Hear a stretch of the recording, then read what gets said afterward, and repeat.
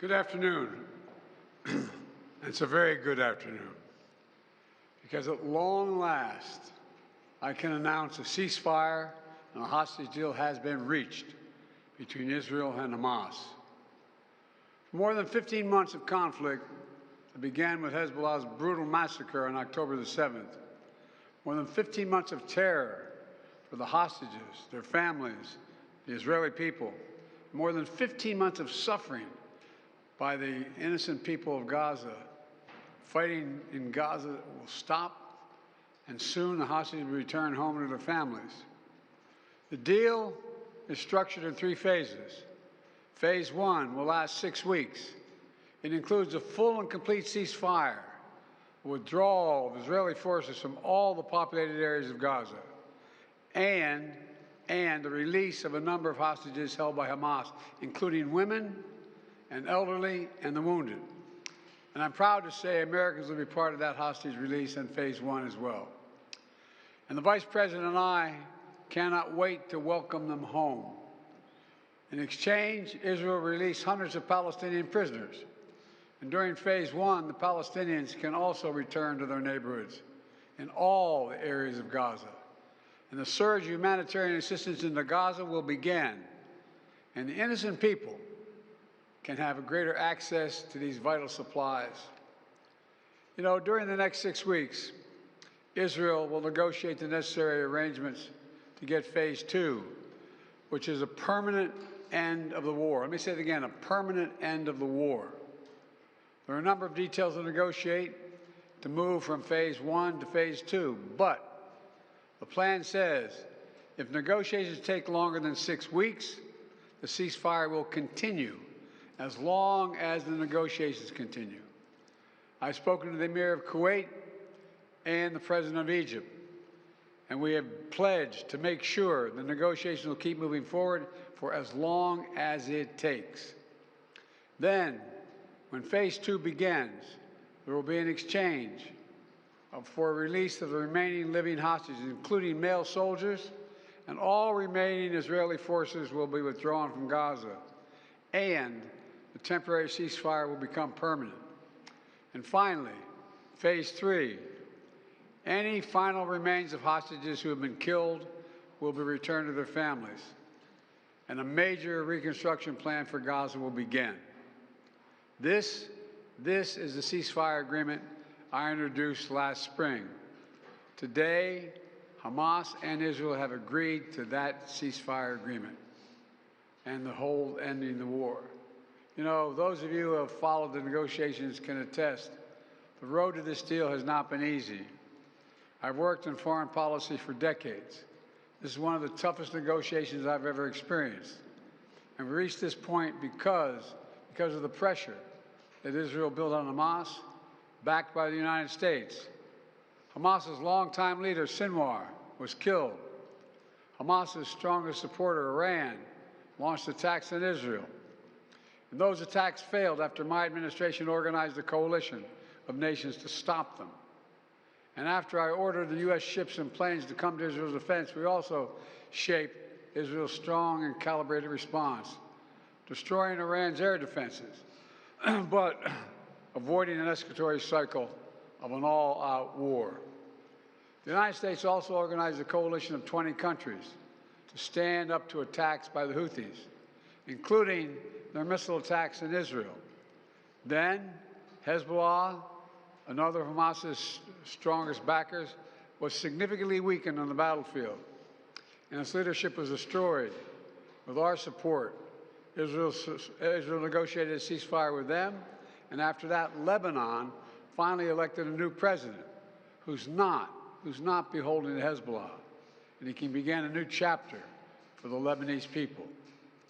All told, these developments in the region, which the United States helped to shape, changed the equation. And so now, the terror network that once protected and sustained Hamas is far weaker. Iran is weaker. Iran is weaker than it's been in decades. Hezbollah is badly degraded. And after more than 15 months of war, Hamas's senior leaders are dead. Thousands of Hamas fighters are dead. And the military formations have been destroyed. with nowhere to turn, Hamas finally agreed to releasing hostages. You know, there was no other way for this war to end than with a hostage deal. And I'm deeply satisfied this day has finally come, for the sake of the people of Israel and the families waiting in agony, and for the sake of the innocent people in Gaza who suffered unimaginable devastation because of the war. The Palestinian people have gone through hell. Too many innocent people have died. Too many communities have been destroyed. In this deal, the people of Gaza can finally recover and rebuild. They can look to a future without Hamas in power. You know, the Bible says, blessed are the peacemakers. Many peacemakers helped make this deal happen, including an extraordinary team of American diplomats who have worked nonstop for months to get this done. Secretary Blinken led the effort. Secretary Jake Sullivan, National Security Advisor Jake Sullivan, Bill Burns, John Feiner, Brett McGurk, Amos Hochstein, and the Vice President worked relentlessly as we work to deliver this deal. I'd also note this deal was developed and negotiated under my administration, but its terms will be implemented, for the most part, by the next administration. In these past few days, we've been speaking as one team. This has been a time of real turmoil in the Middle East. But as I prepare to leave office, our friends are strong, our enemies are weak, and there's genuine opportunities for a new future. In Lebanon, there's an opportunity for a future, free from the grip of Hezbollah. In Syria, a future free from the tyranny of Assad. And for the Palestinian people, a credible pathway to a state of their own. And for the region, a future of normalization, integration of Israel and all its Arab neighbors, including Saudi Arabia. At the G20 in Delhi in September 23, I rallied key countries behind a vision of an economic corridor from India across the Middle East to Europe. That vision can now become a reality.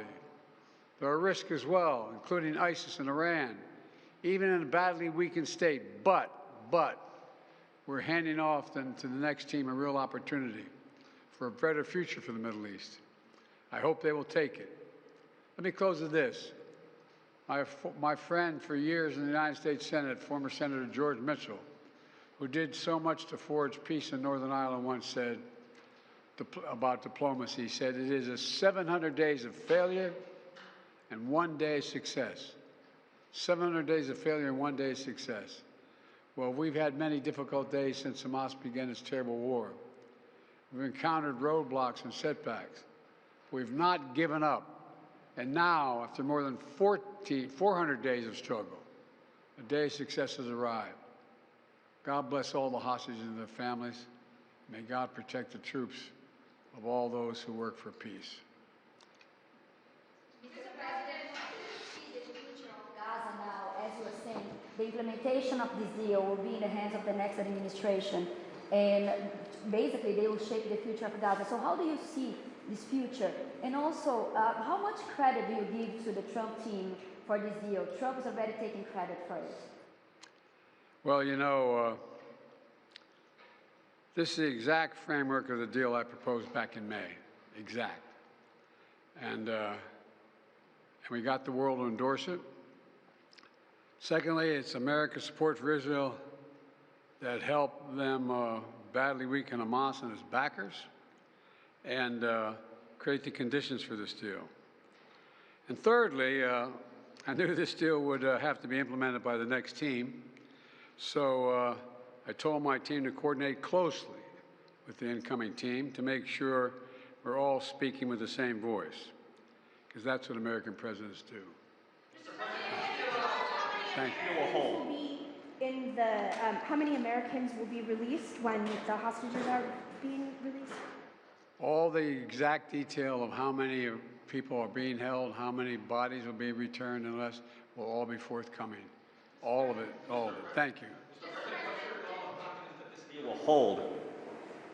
I'm confident. Thank you. Folks, credit for this, Mr. President, you or Trump? Is that a joke? Oh, thank you. With the approval of both sides and the negotiators on this deal in order to finalize all executive measures for tonight, and after that we will be taking all the internal measures, the Israeli government will be taking the internal measures, after which the agreement will enter into effect on Sunday, January 19th. The exact timing will be identified later. We've been raising the question of the right moment for the entire period since the collapse of the first phase. But we have seen a momentum that started to build in the last month, and we kept pushing for that, working together very closely with our partners. And I can say that what we have seen from the US in the past few days, seeing a collaboration transcending both administrations, was a clear demonstration for the commitment of the US to reach to that deal. And I really would like to thank both the envoys who are here with us in the last couple of days, and they played a vital role in reaching to this moment. And of course, for us and Egypt, this is something that we are a stakeholder in that conflict, that we have to do it and we have to help and to support. But we have seen the steps that's been taken recently from the US has yielded to this moment. How much confidence do you have that the deal will progress beyond phase one, sir? Well, we have faith, Becky, that brought us to this moment, and I think that's the most important part, that we are committed. We will continue to do everything we can, everything possible, together with our partners, to ensure that this deal is implemented as it's agreed, and this deal will bring us peace, hopefully, at the end of it. I believe that it all depends on the parties of the agreement and acting in good faith in that agreement in order to ensure that no collapse happening to that deal. If elements of the agreement put in place tonight are violated, what will happen? Who is it that is going to report and that a violation has happened, and how will that violation be communicated to the parties, the world, the guarantors of this agreement? Thank you. Well, this is what I have just mentioned to Becky. There will be a follow-up mechanism that all the parties will be placed in Egypt, and they will follow up the implementation of the agreement. There will be a reporting mechanism for any violation, and those violations will be addressed at a very early stage. Look, we expect from the parties to adhere to the agreement. We expect the parties to stay committed to what they have committed themselves to in that agreement. But we know that these kind of agreements are very complex and will have some issues down the line. And we are ready, and we will stay committed to address those issues ahead of time. And Prime Minister, just as a follow-up, the last truce that was in place in November 2023 did fall apart on the 8th day. What has changed in this agreement that will ensure that this has less likely to fall apart than that agreement was?